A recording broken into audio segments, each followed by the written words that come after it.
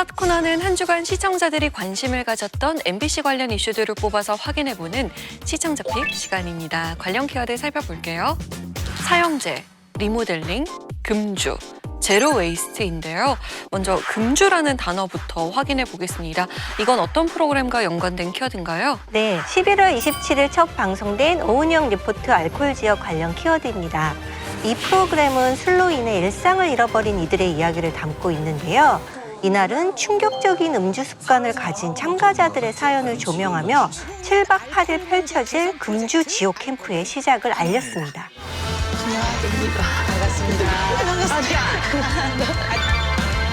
오늘 영광입니다. 반갑습니다. 고치고 싶어요. 저 좀 살려주셨으면 좋겠어요. 꼭 끊고 싶습니다.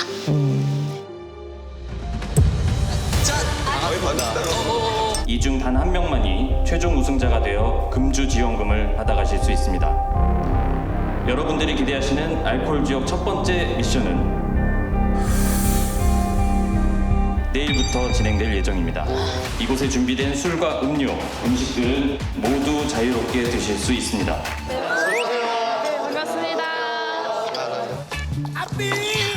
그래도 내가 가장 잘 참을 수 있다는 자신감은 있죠. 그냥 맛있네. 아, 별건 없어요. 아예 박수 치지 마요.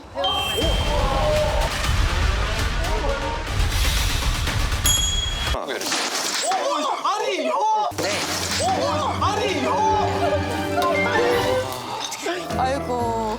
오케이. 멀쩡한 거 맞죠? 아니야. 40kg 불고 막 이래가지고 고지혈증이랑 이제 통풍, 뭐 당뇨 8병, 10병도 먹어본 적이 있었던 것 같아요. 알코올 중독은 원래 술 센 분들이 잘 생기는 병입니다. 익숙한 데 가서 술 말씀 아우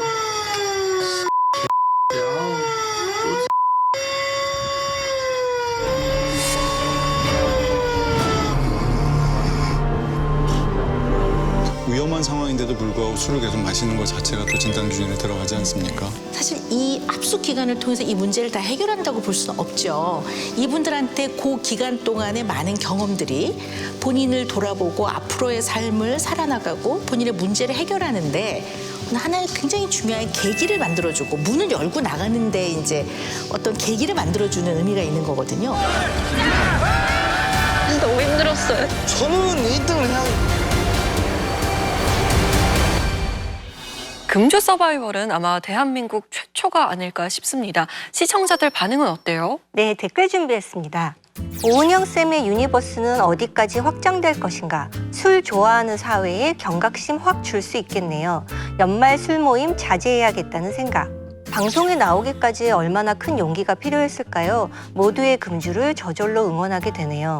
술주정 부리는 모습 보면서 반성하게 되네요. 대국민 거울 치료 프로젝트 아닌지 참가자들 모두 금주 성공했으면 좋겠네요. 자신의 음주 습관을 돌아보게 됐다는 댓글과 함께 참가자들을 응원하는 반응이 많았습니다. 이번 프로젝트에서는 오은영 박사뿐 아니라 대한민국 알코올 문제 권위자 3인이 함께하고 있는데요. 위원들은 금주 캠프의 첫날 어떻게 보셨어요? 네, 전 금주라는 단어를 들으니까 또 뜨끔하는데요. 제가 요즘에 저녁마다 와인 한 잔씩 마시고 있거든요. 그래서 이 알코올 지역을 틀었을 때도 제가 와인 한 잔 마시면서 이 알코올 지역을 우연찮게 틀었는데 갑자기 손이 막 떨리면서 이걸 내려놔야 될 것 같은 그런 느낌이 들었습니다. 근데 이제 아무래도 이 알코올 지역이라는 프로그램이 이 결혼 지역 프로그램이 약간 후기 프로그램처럼 기획됐다 보니까 좀 보면서 이 결혼 지역 프로그램이랑 많이 좀 대비를 하면서 보게 되더라고요. 연예인 분들 패널에 주로 등장했던 결혼 지역에 비해서 전문가 패널들로만 구성된 이런 패널진들이 굉장히 좀 저는 좋았습니다. 왜냐하면 이게 아무리 오은영 박사님이 이제 훌륭하시다 하더라도 항상 모든 알코올 문제에 대해서 완벽한 솔루션을 갖고 있기는 좀 힘들 수 있잖아요. 근데 좀 다양한 전문가분들 나오셔서 각자의 견해를 들려주시고 또 다양한 뭐 연구 결과라든지 이런 것들 알려주셔가지고 조금 더 본격적인 솔루션 프로그램으로서 좀 거듭나는 면이 있겠구나 이런 생각이 들었었고요. 그리고 이런 또 합숙 경쟁 구도 자체가 요즘에 굉장히 또 유행하고 있는 포맷이잖아요. 그러다 보니까 일반 대중 입장에서는 흥미 유발이 되고 좀 빨려 들어간 느낌이 든다 이런 느낌이 많이 들어서 전체적으로 결혼 지옥이 굉장히 업그레이드된 버전이 아닌가 많은 좀 기대를 하게 되었던 그런 프로그램이었습니다. 오은영 리포트 결혼 지역을 우리가 이렇게 쭉 보았을 때 많은 가정이 알코올 문제 때문에 굉장히 고통을 겪고 있었거든요. 일상을 돌아가기 위해서는 이런 알코올 문제를 극복하는 것이 먼저다라는 문제의식을 보여주고 비슷한 문제를 겪고 있는 사람들이 많기 때문에 그와 도움을 주기 위해서 이런 프로그램을 만들었다는 기획 의도는 공익적이고 굉장히 많은 사람들의 관심을 불러 모으기에 충분했다라는 느낌을 받았습니다. 그런데 첫 해다 보니까 이제 이 참가자들이 가진 문제들, 알코올 사용 장애 문제점들이 등장을 했는데요. 가령 식사를 하지 않고 계속 술을 마신다거나 아주 심각한 경우로 약과 술을 함께 마신다거나 뭐 이런 부분들이 나왔는데 물론 거기에 절대 하지 말아야 할 행동이라는 자막이 나오면서 굉장히 전문의들도 이런 부분은 정말 위험하다 이렇게 경고하는 부분이 나왔지만 사실 그렇게 하지 않아야 될 행동이 첫 해에 너무 많이 나온 거죠. 이렇게 부정적인 모습이 너무 많이 보이는 것은 이 참가자들 개인에게나 혹은 이것을 보는 시청자들에게나 약간 잘못된 인식을 심어주지 않을까라는 아쉬움도 있었습니다. 이 알코올 사용 장애라고 하는 게 생각보다 주변에 많고 이렇게 다양한 양상으로 고민하고 있다라는 걸 첫 해에 보여준 건 충분히 의미가 있었다고 생각이 드는데요. 다만 이제 상금을 건 서바이벌 포맷이라고 하는 게 치료가 목적인 프로그램인데 왜 서로 경쟁을 시키지? 라는 의문이 들게 만들었고요. 또 거식증을 앓고 있는 그 출연자의 경우에는 정말 살고 싶어서 왔다 이렇게 절박함을 드러냈는데 그런 사람들을 대상으로 한 명만 뽑아서 그분들에게 혜택을 주겠다라고 하는 것 자체가 좀 이 프로그램의 취지와는 맞지 않는 형식이 아닌가 생각이 들었고요. 실제로 어떻게 이제 될까 궁금해서 2회도 계속 지켜봤는데 2회에서는 미션으로 병뚜껑 찾기를 하더라고요. 이게 금주의 의지와 관련이 있나 싶기도 했고 또 진 팀의 한 명을 뽑아서 이제 탈락을 시키는 구조이더라고요. 근데 그 구조도 서로의 갈등을 조장하는 이런 미션과 투표 방식이어서 이 부분에 앞으로 어떻게 좀 해소될지 기대감을 좀 갖고 지켜볼 예정입니다. 다음 키워드는 제로 웨이스트입니다. 허회 위원이 준비하셨죠? 네, 지난 1일 방송된 모두의 챌린지 관련 키워드입니다. 이날은 일상에서 쉽게 실천 가능한 제로 웨이스트 챌린지들이 소개됐는데요. 종이책으로 트리를 만들어 친환경 크리스마스를 준비하고 일회용품을 최소화해 캠핑을 즐기는 등 다양한 아이디어들이 등장했습니다. 외국에 계신 시청자분들이 직접 찍은 영상도 속속 도착하고 있습니다. 야, 우리 프로 대단한데요. 어느 나라입니까? 캐나다도 집집마다 크리스마스 장식에 엄청난 신경을 쓰고 있는데 네. 그래서 진달래 씨가 아주 특별한 크리스마스 챌린지 영상을 보내주셨다고 합니다. 캐나다의 크리스마스는 이렇군요. 영화 같네요. 먼저 종이책 트리를 만들어 볼게요.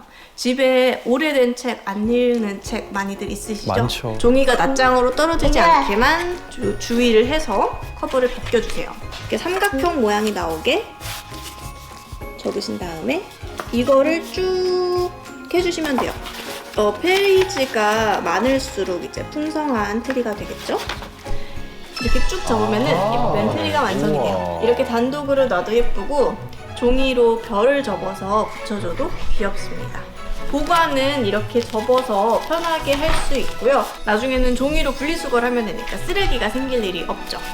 이렇게 종이틀이 완성입니다. 이런 미니멀 캠핑을 편한 걸 너무 추구하다 보니까 쓰레기가 진짜 많이 나오더라고요. 일회성 쓰레기 같은 거. 그래서 제로 웨이스트 캠핑을 한번 해보면 어떨까. 그중에 첫 번째로는 다회용기. 이제 막 빵이 나와가지고 바로 포장이 어려울 것 같다라고 하셨는데 저희가 이렇게 용기를 준비해 왔다고 말씀을 드리니까 오히려 잘 됐다고 말씀을 해주셨어요. 거기 빵집뿐만 아니라 시장에서 우리 용기 가져왔다고 얘기했을 때도 오히려 웃으면서 반응을 해주셔서 이런 거 계속해도 좋겠다라고 생각을 했을 때.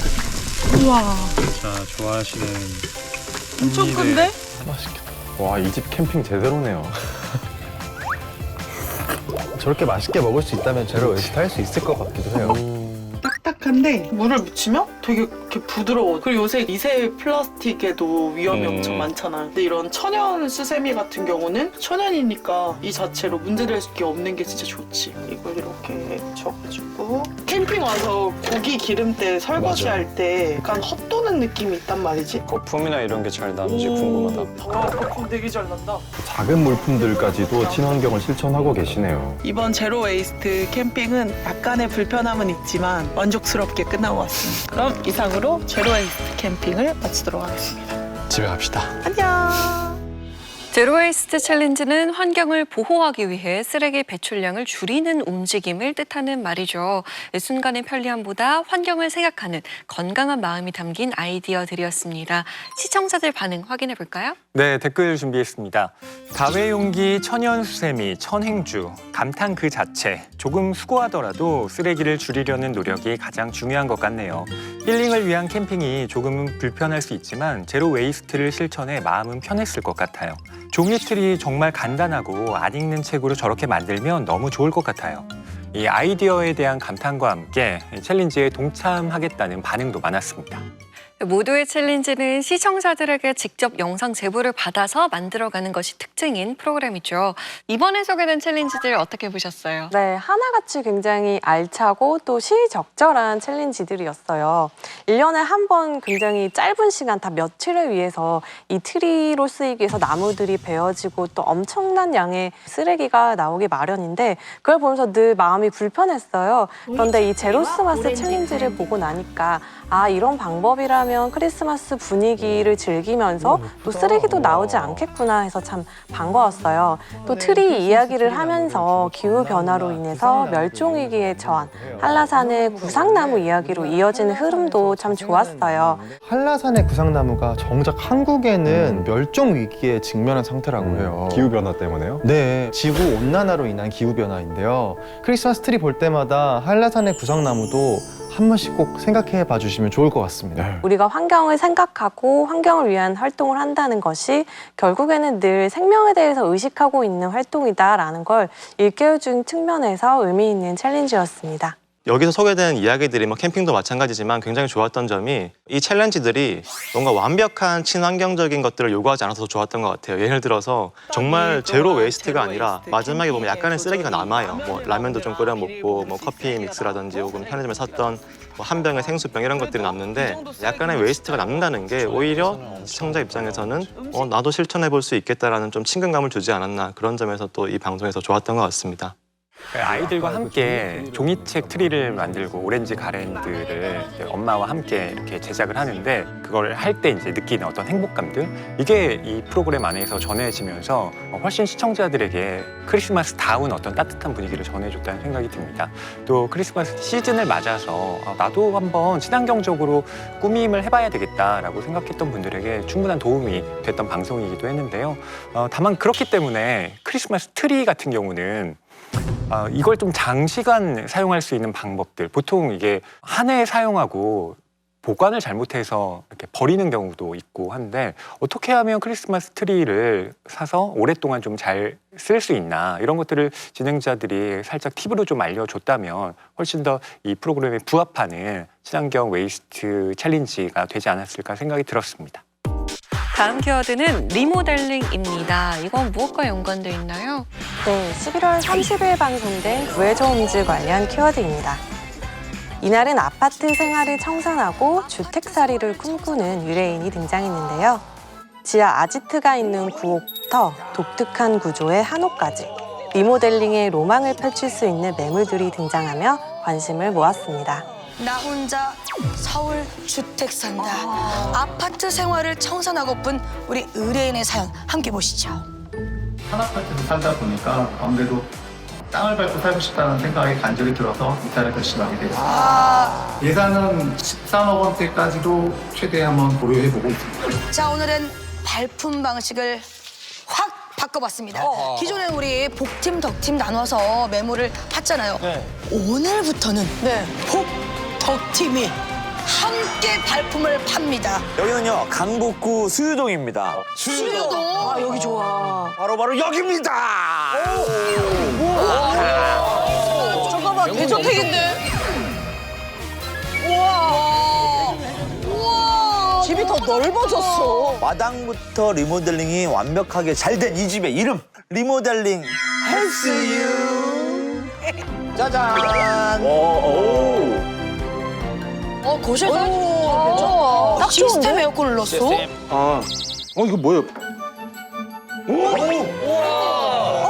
저 어떻게 내려가? 예전 주택에는 이렇게 방공호처럼 맞습니다. 예전에 여기가 방공호로 사용됐던 거예요. 진짜요? 실제 방공호였어요. 답답하고 완전 지하인 것 같은데 여기는?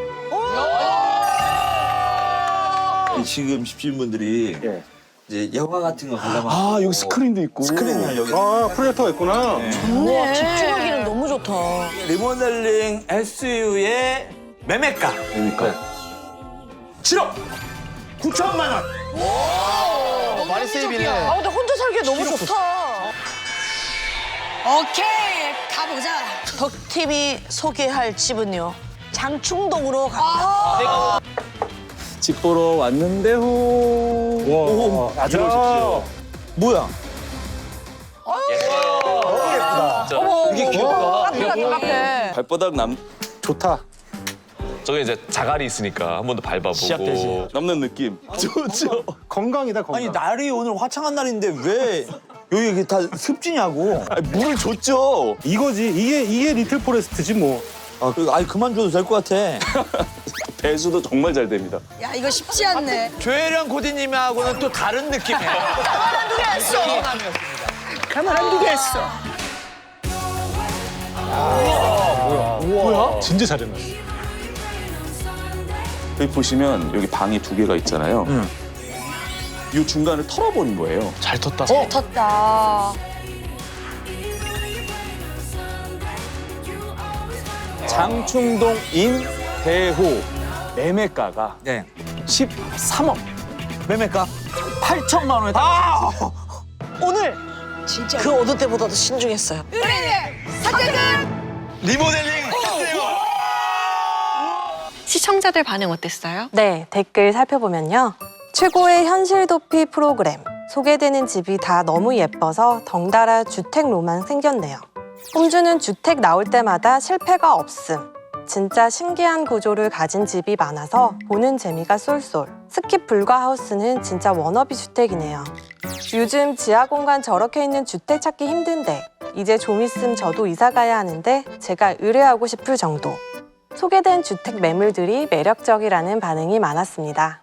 이날은 복팀과 덕팀이 함께 집을 확인하는 새로운 대결 방식도 눈길을 끌었습니다. 양 팀이 펼친 발품 대전 어떻게 보셨어요? 한옥도 나오고 리모델링한 구옥도 나오고 협소주택도 나왔는데 이 다른 개성을 지닌 다양한 집들을 볼 수 있어서 흥미로웠고요. 이게 또 아파트 중심의 내 집 마련에서 좀 벗어나보자 하는 일종의 제안으로서도 괜찮았다고 봐요. 또 주인의 개성을 발휘할 수 있는 집들이 나오다 보니까 기억 남는 거는 굉장히 오래된 그 방공호를 자신의 뭐 취미방으로 꾸몄다던가 또 화장실에 옷장이 있는 경우도 있었는데 이건 아파트가 아니기에 나올 수 있는 장면들이었잖아요. 그런 면에서 구해조금주에서 보여줄 만한 가치가 있는 집들이었고요. 특히 협소주택의 경우에는 사실 뭐 계단을 오르내리는 게 굉장히 힘들 수밖에 없지만 단차를 둔 공간의 다양성으로 단점을 좀 장점으로 승화시키는 걸 보면서 거실 경 2.5 올라가. 동선 괜찮네. 하나만 하면 돼, 하나만. 그렇죠.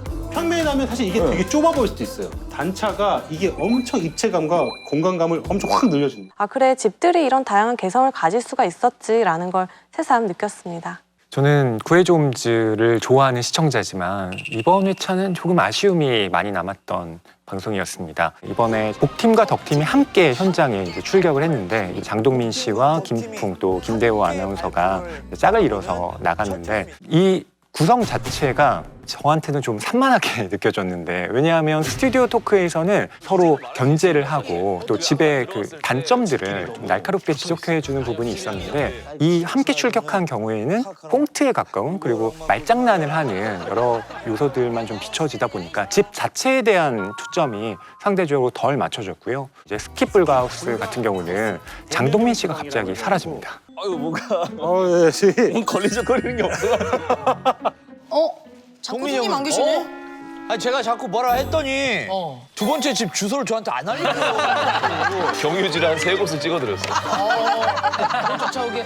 김풍 씨와 이제 김대호 아나운서만 또 이야기를 서로 나누다 보니까 앞서 이야기했던 그 복팀과 덕팀이 함께 출격한다라고 하는 컨셉 자체가 후반부에는 또 흐려지는 양상을 보이면서 이번 회차에 좀 아쉬움을 남겼습니다. 주택은 실내도 중요하지만 그것을 둘러싼 주변 환경도 중요한데 그런 정보가 생략되었다는 점이 좀 아쉽게 여겨졌습니다. 가령 장충도구 주택이 나왔는데 그 주택의 1층은 바로 도로랑 인접해 있었기 때문에 사생활 보호가 되지 않을 것 같은 그런 걱정이 들었는데 아니 이거 그냥 생 길이에요? 골목. 네. 그럼 사람이 지나가요? 방송에서는 사실 이에 대해서 관련 정보가 나오지 않았기 때문에 시청자들이 보고 판단해야 되는 거죠. 그 주변에 대한 정보를 어떻게 포함할 수 있는지 이 부분에 대한 고려를 해봐야 하지 않을까 이런 생각도 들었습니다. 집을 보는 재미가 있었다는 이야기와 함께 바뀐 매물 소개 방식에 대한 여러 의견들 나눠주셨는데요. 현장에서 더욱더 팽팽하게 펼쳐질 복팀과 덕팀의 매물 대결 기대해 보겠습니다. 다음 키워드는 사형제입니다. 정주효 위원이 준비하셨죠? 네, 지난달 28일 방송된 생방송 오늘 아침 관련 키워드입니다. 이날 그날 우리는 코너에서는 사형제를 둘러싼 논의를 살펴봤는데요. 헌법재판소에 제기된 위헌 소송들을 돌아보는 한편 시민들의 찬반 입장도 함께 담아내며 시선을 모았습니다. 2019년 발생한 한강 토막 살인 사건. 무려 13명을 살해한 2004년 정남규의 서울 서남부 연쇄 살인 사건까지. 수많은 흉악범들은 시민들을 공포에 떨게 만들었는데요. 흉악범들에게 내려지는 사형 판결. 아직까지 우리나라는 사형제도가 존재하는데요. 어떤 범죄자가 사형 선고를 받았을까? 기억하시나요? 2003년부터 2년간 연쇄살인을 저질렀던 유영철. 2005년부터 4년간 연쇄살인을 저지른 강호순입니다. 사형제도의 위헌 여부를 가려달라는 헌법 소원이 제기됐는데 헌법재판소 전원재판부는 오늘 사형제도는 합헌이라고 판결했습니다. 1993년 10월 10세 여아를 살해한 정석범이 자신의 사형 구형에 대해 반발하면서 헌법 소원을 청구한 겁니다. 헌법재판소는 7대2로 1996년 11월 28일 사형제도에 대해 첫 합헌 결정을 내렸는데요. 사형제도는 타인의 생명을 보호하기 위한 필요악으로 규정한다고 밝혔습니다. 현재 우리나라는 1997년 12월 30일 마지막 사형을 집행한 이후로 59명의 사형수가 무기한 수감 중입니다. 26년간 사형을 집행하지 않은 우리나라 때문에 우리나라는 실질적 사형 폐지 국가로 분류된 상태입니다. 지난 2019년 2월에도 세 번째 사형제도 헌법소원 청구로 다시 논란에 불이 붙었습니다. 이번 헌법소원의 근거는요. 사형제도가 인간으로서의 존엄과 가치를 침해하며 흉악범죄 예방 효과도 없고 오판을 되돌릴 수 없다는 것입니다. 세 번째 사형제도 헌법소원 청구. 4년째 결정이 나지 않으면서 시민들의 반응은 엇갈렸는데요. 최근 다시 불거진 사형제도에 대한 논란. 국민을 위한 더 나은 결정이 필요한 때입니다. 과거의 사건을 통해 오늘을 돌아보는 코너 그날 우리는 2019년에 제기된 세 번째 사형제 위헌 논의가 아직 진행 중인 만큼 위원들도 관심을 가지고 시청하셨을 것 같아요. 네, 그날 우리는 코너는 과거의 사건이 그냥 묻혀있는 것이 아니라 현재 우리에게 어떠한 화두를 던져주고 있는가를 제시한다는 점에서 의미 있는 코너라는 생각이 드는데요. 이번에는 사형제 합헌 결정 이후에 새롭게 헌법소원이 제기가 됐는데 과연 이번에는 이제 사형제가 존속할 것인가 폐지될 것인가 이 논란을 둘러싸고 일반 시민의 인터뷰도 참고를 하면서 인명 경시를 아주 우습게 생각하니까 이게 전체적인 걸 위해서는 꼭 필요하다고 생각합니다. 사회에 나와서 반성할 기회를 줬으면 좋겠다는 생각이 들어요. 아침 방송으로서 할 수 있는 나름의 역할을 잘 해냈다는 생각이 드는데요. 그리고 사형제도에 대해서 우리는 보통 찬성이냐 반대냐 이렇게 이분법적으로 이야기를 하는 경우가 많은데 가석방 없는 종신형이라고 하는 새로운 대안도 또 논의가 되고 있다는 점을 소개하면서 시청자들에게 사형제도 자체를 좀 새롭게 돌아볼 수 있는 관점을 열어줬다는 점에서 저는 이번 편이 굉장히 인상적이었습니다. 이것이 아무래도 아침 프로그램에서 다루기에는 무거운 주제다 보니까 충분히 다뤄지지 않고 사실을 전달하는 데서 그치고 약간 미진하다는 느낌을 받았어요. 이 주제를 다룰 때 사형제 폐지와 관련된 헌법소원 재판 결과 이것과 더불어 또 사형 집행이 실질적으로 실행되고 있지 않다라는 어떤 현실적 문제 이 두 가지가 사실은 일맥상통하지만 동일한 문제는 아니거든요. 근데 이 문제가 모두 합쳐져서 그냥 다뤄지고 있다라는 느낌이 있었어요. 사실은 이 아침 프로그램의 성격을 봤을 때 역시 아무래도 무거운 주제를 토론하는 그런 코너는 아니다 보니까 이것에 대한 국민적인 정서는 어떠한가, 대중들의 여론은 어떠한가 이런 쪽에 약간 중점을 더 두어야 하지 않았나 싶고, 그러면서 시청자들이 한번 생각해 볼 계기를 주는 방향으로 구성되었더라면 어땠을까 하는 생각이 들었습니다. 이게 사형제에 대한 헌법 재판 결과라는 게 어쨌든 중심 테마였잖아요. 근데 그렇다면 찬성과 반대의 입장만을 보여줄 것이 아니라 이 사형제에 대한 헌법 재판이 무엇인지를 좀 어느 정도는 설명해줬으면 더 좋았겠다는 생각도 들었어요. 왜냐하면 이제 위헌과 합헌이 나온다는 건 단순히 사형제가 좋냐 나쁘냐의 문제가 아니라 정해진 기준들이 있거든요. 뭐 목적이나 수단이나 법익 같은 것들을 고려해서 이 헌법 재판을 하게 되는데, 그 결과 지금까지는 왜 어떤 이유로 이게 목적에서 정당했고 어떻게 판단될 여지가 있는지 이런 것들을 좀 소개해줬다면 좀 이게 헌법 재판 결과가 어떻게 좀 이어질 수 있겠구나, 어떻게 판단되는가 이런 것들을 좀 예측도 해보고, 단순히 사형제 방송이 아니라 사형제에 대한 이 헌법 소원 방송으로서 좀 더 적합한 이야기들이 되지 않았을까라는 생각도 한번 해보게 되었습니다. 구성에 있어서 아쉬운 부분도 있었지만 현재 시점에서 논의가 필요한 화두를 던졌다는 부분에서 의미 있었다는 평 나눠주셨습니다. 앞으로도 시대를 관통하는 이슈들을 다양한 시선으로 전해주기를 기대하겠습니다.